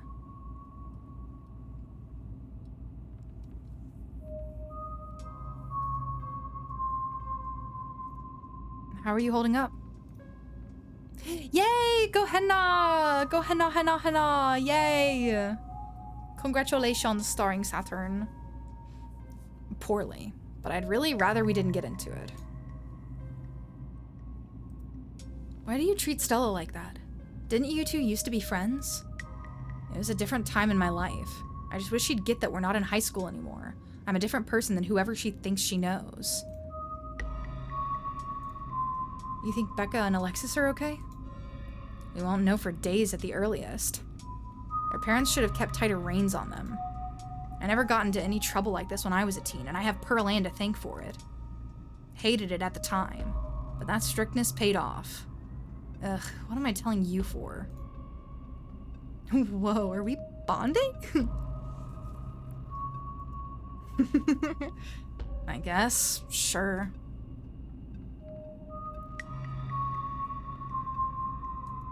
I don't really think the parents are to blame here. I beg to differ. People who aren't ready to be parents shouldn't be parents. And clearly there are some parents at fault for this who weren't ready. Take the librarian. There are tons of people more qualified to be parents who can't even conceive. And here he is having a kid at 19 and clearly letting her do just whatever the hell she wants. It's not fair. How interesting. Do you want kids? It seems like that struck a nerve. Lots of people want kids. I would not... Tabitha would be a god-awful mother. But I guess Pearl Ann was too, so like, runs in the family. That's crazy. I wouldn't have expected that of Tabitha. She seems to hate kids. Your eyes wander back to the tree line as you and Tabitha sink back into silence.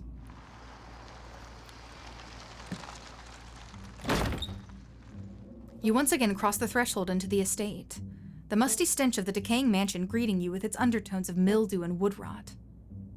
This is true, lonely, because also nobody in town likes her, and so then I feel like it's a cycle of like probably they didn't like her or her family, and her mother was very difficult, so then she was like, I don't care about any of you either, and I don't like you. And so then they were like, she hates everybody. And so she was like, yeah, I hate all of you. And then it just kind of kept going like that, you know? The older she got, especially. Well, this day was a lot more stressful than it needed to be. And I'm sure it's the precursor to a horrifically stressful week. I'm going to bed. I suggest you do the same. I'll see you in the morning. Tabitha turns and makes her way up the stairs, her posture defeated. You head up to your room to turn in.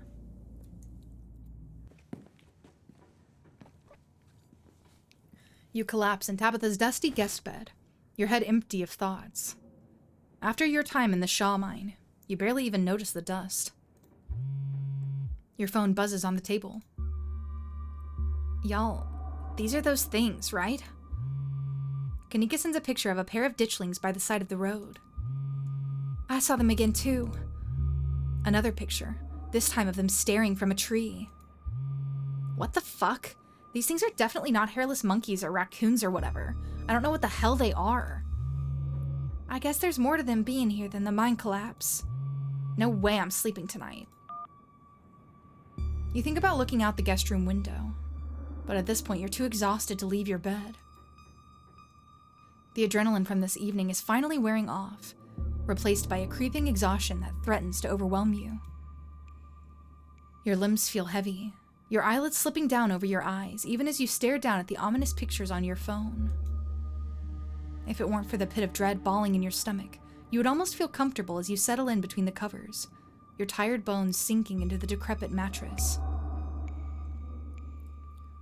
When you close your eyes, your thoughts drift to Alexis and Becca, terrified and alone, if not already dead. Your eyes shoot back open, your heart pounding as the door to your room swings open. Just the cat. It's always just the cat. Don't read into this. The woman kicked me out. Just want a warm place to sleep. It's nice to see another living being, even one as unfriendly as Tabitha's cat. The comfort of her presence sets your mind at ease, and you finally slip into a deep sleep.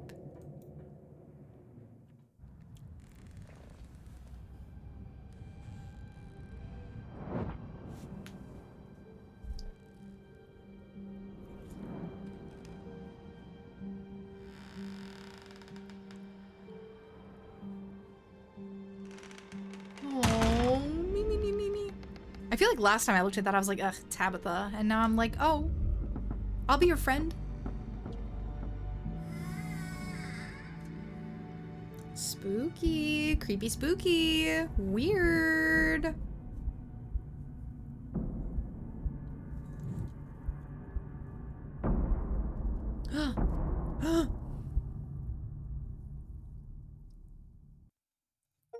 Yay! We did it! Yay! Go team!